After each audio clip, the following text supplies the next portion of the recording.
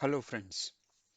In our today's video, what we are trying to do is we'll go through Manusmriti and we'll randomly select some shlokas of Manusmriti, and then we'll just try to see what is the content of that shloka and whether that shloka is controversial in nature, raises our eyebrows, or it looks all fine and good. Now, in my previous video, I had mentioned that there are a lot of shlokas which have been identified as later additions to the original Manusmriti.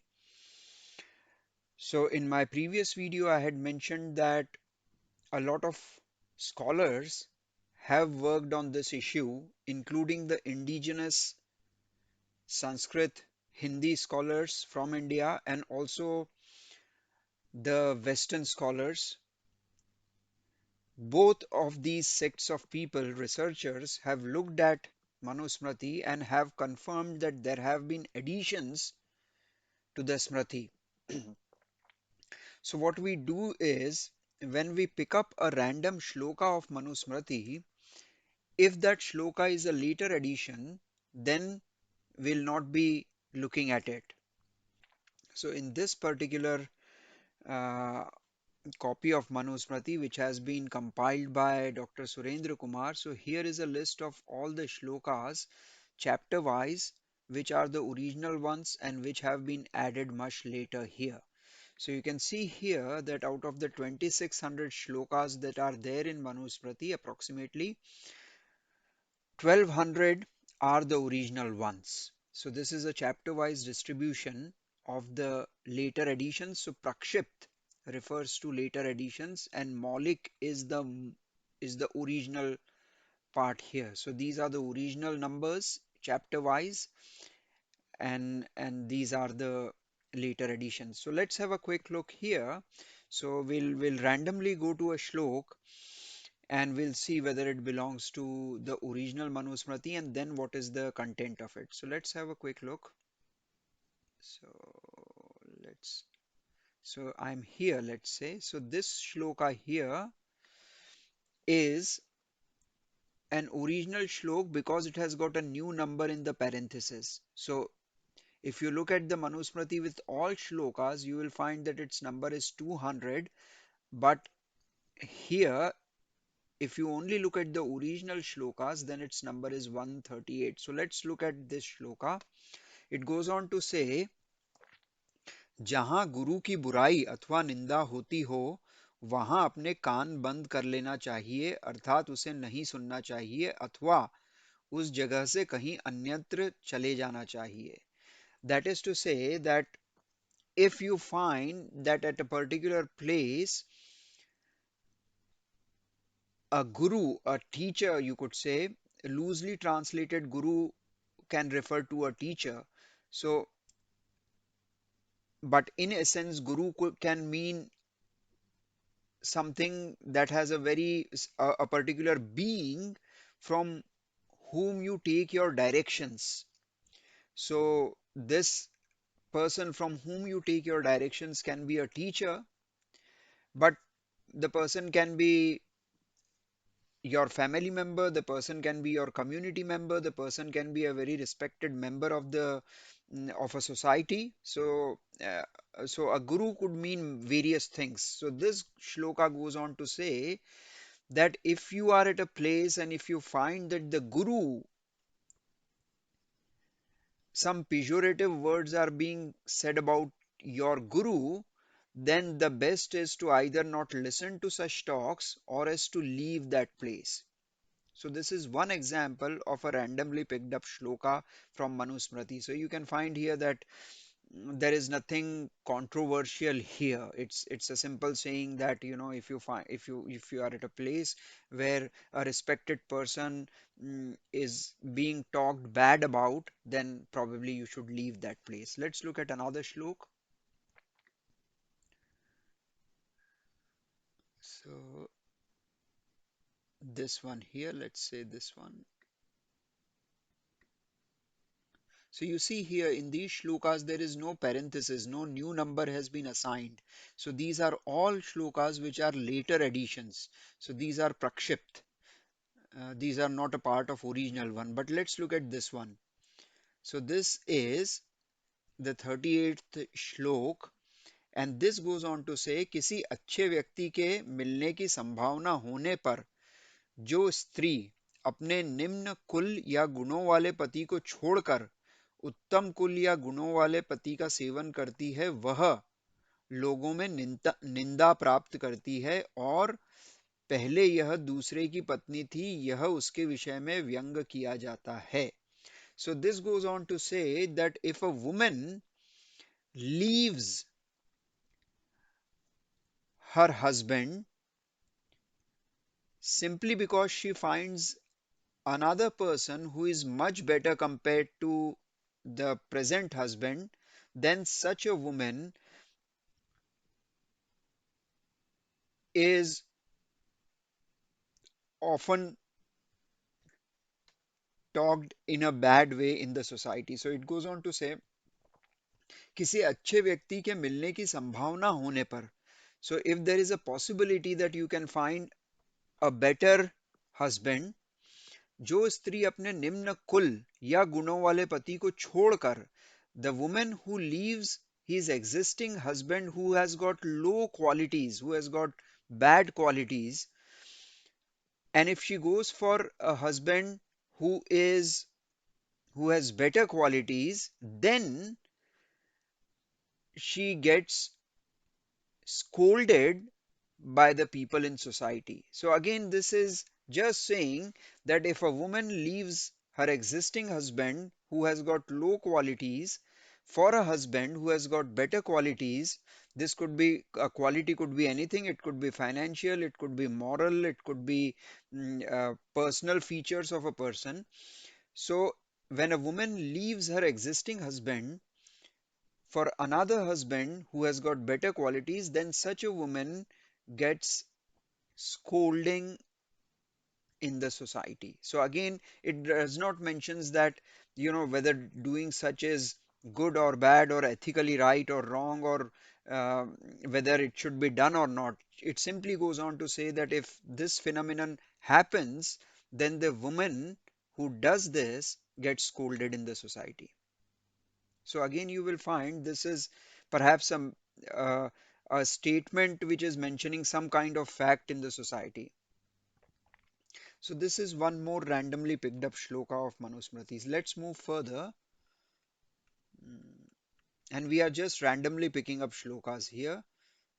So let's look at this one here. So this is the sixth chapter, and again, because it is the number is given in bracket, we know that this is a part of original Manusmriti. So this goes on to say, जो भी खाने का पदार्थ हो उससे ही बलि वैश्व देव यज्ञ करें और यथाशक्ति भिक्षा भी दें.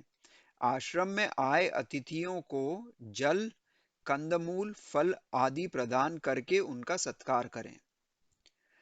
So this goes on to say that, so this is the discussion here, it seems in the sixth chapter is about the different types of yajnas that can be performed. So there are various types. For example, uh, one yajna is called as what is called as Brahma Yajna. So in the Brahma Yajna or Brahma Yajna, the core thing that you do is you impart education to people, and that type of yajna is considered as the highest form of yajna or yajna. So here the matter of discussion is the different types of yajnas or yajna that can be performed. So one of that type of yajna is what is called as a Bali Vaishva Dev Yajna. So in the preceding shlokas, you will find that what constitutes Bali Vaishva Dev Yajna would be defined. But here it goes on to say that जो भी खाने का पदार्थ हो, that is whatever eatable is there, whatever things that can be eaten are there, उससे ही बलि वैश्व देव यज्ञ करें. So you should not get more things or get different things that are, you should try and do this kind of yajna only with the food items that you have in the house. Or it goes on to say further, or yatha shakti bhiksha bhi dein. That is, whatever your capacity is, you should donate accordingly. So you will see here bhiksham cha shaktitah. So yatha shakti, whatever your ability is, based on that ability, you should give donations. आश्रम में आए अतिथियों को जल कंदमूल फल आदि प्रदान करके उनका सत्कार करें. So whoever comes to your facility, your ashrama, whatever you have, you can give them water, or if you can give them some vegetables, or you can give them some fruits. You can give them some roots, for example, roots as in you have carrots and these kinds of roots that are eatable also. So whatever you can give them, water, fruits, vegetables, eatables, you should try and give to the people who come to your facility, right? And then it says that the yajna that you do, you should try to do it with whatever eatables you have at your place. So this again, there is nothing controversial here. So let's look at the next shloka here, this one here. So look at, so this is the sixth shloka, and this is the seventh one. So if we look at the seventh one, it goes on to say, so this is defining what is called as a Brahma Yajna. So this goes on to define Brahma Yajna, and it goes on to say, स्वाध्याय अर्थात पढ़ने लिखने में नियुक्त जितात्मा, सबका मित्र, इंद्रियों का दमनशील, विद्या आदि का दान करने वाला, सब पर दयालु, किसी से भी कुछ पदार्थ न लेवें, इस प्रकार सदा वर्तमान रहें. So this is basically talking about Swadhyay. So again, you will find that there is nothing controversial uh, about these types of shlokas here. So let's look at another shlok. We'll again randomly pick up one more shlok. So let's look at this one. Right. So this is, let's look at the chapter number from which it is. So this seems like it is from seventh chapter. So this is Saptam Adhyay. So this is from seventh chapter. And let's have a look here. So this is the shlokas. Again, in the parenthesis, it is the original number is in the original Manusmriti of the seventh chapter. This is the 50th shlok. If you look at the shlokas with additions, you will find that the number here is 67. So let's look at this shlok. वह दूत शत्रु राजा के असंतुष्ट या विरोधी लोगों में और राजकर्मियों में गुप्त संकेतों एवं चेष्टाओं से भाव चेष्टा को तथा उसके अभिलाषित कार्य उसकी इच्छाओं को जाने. So this here is a description of perhaps a spy. So it goes on to say that वह दूत, दूत can be an ambassador also. So here it goes on to describe an ambassador who lives in another country. He should try and understand the people of that country. It goes on to say, वह दूत शत्रु राजा के. So this ambassador living in an enemy country or an enemy king, it is the duty of the ambassador to identify or understand the intentions of the enemies of the king living in that country. So वह दूत शत्रु राजा के enemy king शत्रु राजा के असंतुष्ट या विरोधी लोगों में राजकर्मियों में गुप्त संकेतों एवं चेष्टाओं से शत्रु राजा के आकार यानी कि भाव, संकेत हाव, चेष्टा प्रयत्न को तथा उसके अभिलाषित कार्य उसकी इच्छाओं को जाने. So this is what is the duty of an ambassador living in an enemy country, that the ambassador should try and see the intentions of people what who are not happy with the king, because the king is an enemy king. So you see here, this is a part of the seventh chapter, and seventh chapter is concerned more about governance. So under that, it is clearly mentioned here that, you know, if uh, someone is, if you have an enemy king, then if you have an ambassador in that enemy king, then he should try and understand the intentions of the people who are opposing the enemy king there. So this is another, it's a part of the governance theory, you could say. So let's move ahead. Again, I'll randomly pick up a shloka. So here I am randomly picking up this one. So this goes on to say, Raja Anek Medhavi Pratibhashali Yogya विद्वान अध्यक्षों को आवश्यकतानुसार विभिन्न विभागों में नियुक्त करे। वे विभागाध्यक्ष इस राजा के द्वारा नियुक्त अन्य सब अपने अधीन कार्य करने वाले कर्मचारी लोगों का निरीक्षण किया करे. So this is just going on to say that a king should appoint very talented people, brilliant people as the heads of various departments, and then those heads who are talented, who are brilliant, who are capable, who are able, only those people should then further appoint the people, their subordinates. So again, you will find that there is nothing controversial here. Let's move down further. This is again from the governance chapter. So let's look at this shloka here. यह चार प्रकार का राज्य के लिए पुरुषार्थ करने का उद्देश्य समझना चाहिए. राजा आलस्य रहित होकर इस उद्देश्य का सदैव पालन करता रहे. So in the preceding shloka, perhaps the four purusharth or the four righteousness would have been defined. So if we look at the preceding shloka for a sec, which is shloka number 74th, it goes on to say, राजा और राजसभा अलब्ध की प्राप्ति की इच्छा प्राप्त की प्रयत्न से रक्षा करे, रक्षित को बढ़ावे और बड़े हुए धन को वेद विद्या धर्म का प्रचार विद्यार्थी वेद मार्गोपदेशक तथा असमर्थ अनाथों के पालन में लगावे. So this is basically saying that a king should always strive for things that cannot be achieved, or that have not been achieved. So you see again here, this is again so in this chapter, again the duties of the king are described. So this is the seventh chapter which relates to governance of Manusmriti. So here it goes on to say that a king should always strive for something, strive for things that have not yet been achieved, but that can be achieved, that are achievable.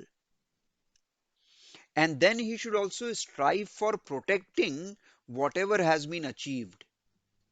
And the assets that have been achieved, have been obtained, they should be dedicated for things like Ved Vidya, that is learning the Vedas, the propagation of the righteous things, Dharma ka prachar, education of students, and for the propagation of the Vedas.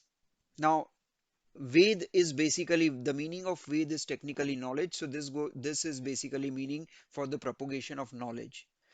So that is what this shloka says. So these are those four core duties, core works of a king: to secure what, to protect what the king already has, to strive for that which can be achieved, and then to use the assets that the king has, which have been protected or which have been achieved, to use them for the propagation of education, for the propagation of righteous things in the society, and to help the poor people, the people who are downtrodden, असमर्थ और अनाथों के पालन में लगावे. So these four duties are described here, and then in the next shlokas it goes on to say that यह चार प्रकार का राज्य के लिए पुरुषार्थ करने का उद्देश्य समझना चाहिए. राजा आलस्य रहित होकर इस उद्देश्य का सदैव पालन करता रहे. That is to say that a king should remember these four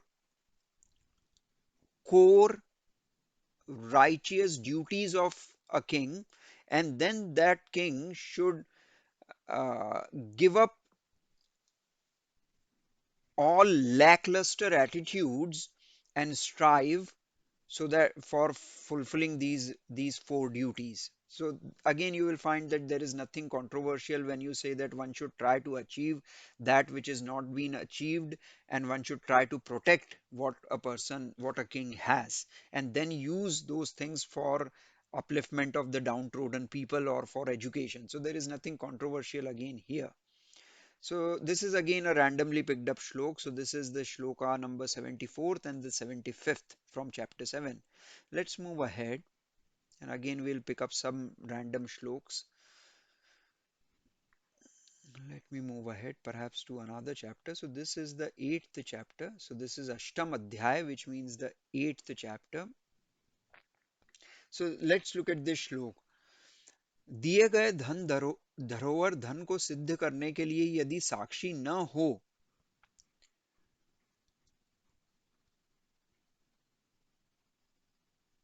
समयानुसार, तो उसकी जांच पड़ताल का एक उपाय यह है कि राजा समयानुसार अवस्था और विविध रूप बनाने की कला में चतुर गुप्तचरों के द्वारा विभिन्न बहानों एवं तरीकों से जो नकली प्रतीत न हो ऐसी स्वाभाविक पद्धति से उस अभियोगी के यहाँ स्वर्ण आदि धरोहर आदि का धन रखवा कर फिर मांगे. So this goes on to say that when a king is not certain about his assets, then these can be kept uh, at a place where it is safe, and then these can be later retrieved from that person. So let's move ahead and let's look at another shloka here. So let's look at this one here. जो सूतपुत्र माता पिता को वृद्धावस्था आदि से उत्पन्न होने वाले दुखों से रक्षा कराता है, इस कारण से स्वयंभू ईश्वर ने वेदों में बेटे को पुत्र की संज्ञा से अभिहित किया है. So here you what you will find is that the word putra. Now putra means a son. So here the etymology of the word putra is being discussed.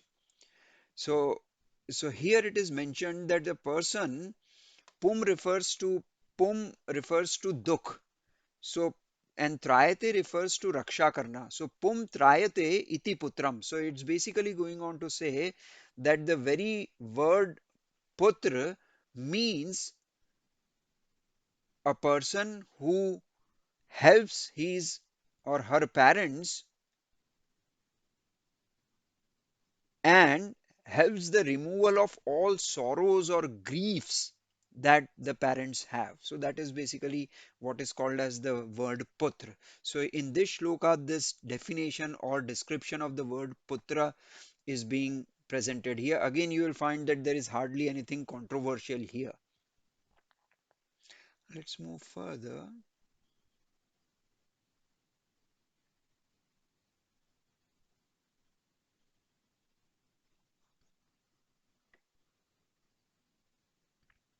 Let's look at another shlok here. प्रतिदिन वेद का अधिक से अधिक अध्ययन मनन, पंच महायज्ञों का अनुष्ठान, क्षमा तप सहिष्णुता, ये क्रियाएं बड़े पापों से उत्पन्न पाप भावनाओं या दुसंस्कारों को भी नष्ट कर देती है. So this goes on to say that when you commit a sin, for example, when you commit a sin, you are left with some kind of feeling, a pricking consciousness, which keeps on reminding you or which keeps on pricking you about the sin that you have committed. So this shloka goes on to say that if you commit a sin, then one way to get rid of that feeling of having committed a sin is by educating yourself. So pratidin ved ka adhik se adhik adhyayan manan. That is trying to gain knowledge, trying to read the Vedas, not only reading them but thinking about them. So analyzing them. So pratidin ved ka adhik se adhik adhyayan or manan is one way to get rid of that feeling. So one way is to read the Vedas, then the different types of yagyas, panch mahayagyon ka anushthan. So one type of forgiveness is one very important type of yagya. So kshama, tap, sahishnuta, penance is also one type of yagya. So tap here refers to penance. Sahishnuta is basically your ability to be tolerant. So it goes on to say that when you have this kind of feeling of sorrow, feeling a pricking consciousness, to get rid of that feeling, one way is to engage in some kind of knowledge gathering, analyzing, then doing different kinds of penance, such as forgiving people, such as doing fasting, such as being tolerant with to the opinions of other people, being tolerant of other people basically. So these things help you to get rid of the feeling, the pricking feeling that you have when you commit a sin. So again, you will find here that there is hardly anything which is controversial here. Again, simple things to get rid of those feelings of having committed sin. In the preceding shlokas, I remember that it also goes on to say that if you commit a sin, then publicly acknowledging that sin is also one way that to get rid of the feeling of that sin. So publicly apologizing that is also one way of getting rid of that sin. So again, you will find that there is hardly anything controversial here. So these are some shlokas that I have presented. Now, these are all shlokas which were a part of the ones that we have discussed today, are all the shlokas that are a part of the original Manusmriti. That is, these are not the additions, but there are also shlokas here which are additions, which have been added much later.